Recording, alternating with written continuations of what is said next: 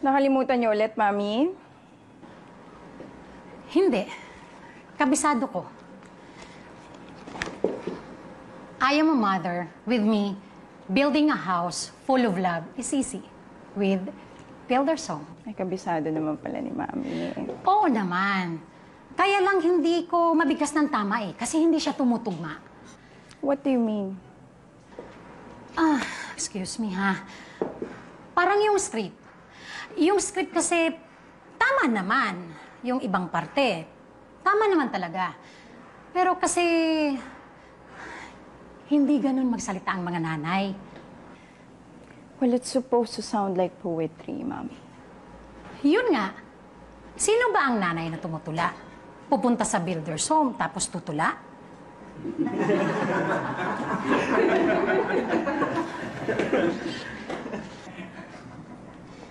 Di ba sabi ko sa inyo, meron kaming junk shop.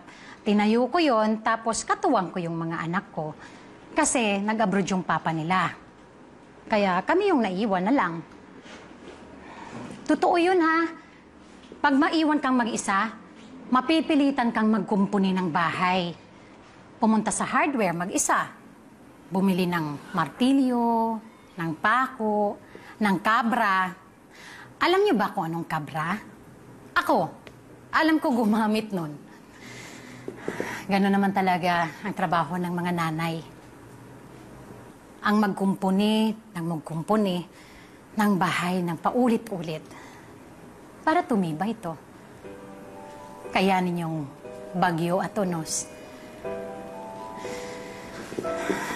Pero hindi ganun kasimple yun, ha? Huwag tayong maglokohan dito. Pag nanay ka, hindi lang yung bahay ang aayusin mo, kundi pati ang buhay. Buhay ng pamilya mo, buhay ng mga anak mo. Kasi sa tagal ng pakisasama niyo, hindi maiiwasan na tumating yung pagkakataon na mababawasan kayo. Magkakaaway-away, magkakasira.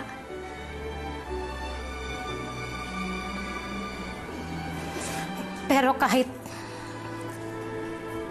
anong mangyari, pipilitin mo kumpunihin ito. Kumpunihin na paulit-ulit. Para sumaya kayo ulit. Para tumibay kayo ulit. At hindi yun easy. Huwag nating pagmukhaing madali yun. Pero yung bahay na full of love, hindi lang martilyo, pako, o kabra yung kailangan natin nun para mabuo ulit yun. Kundi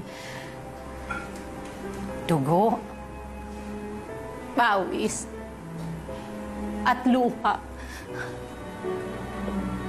Isama mo pa yung libag, pati ang uhog.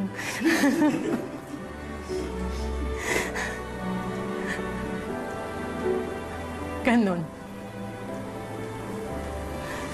Ganon kahirap maging ina.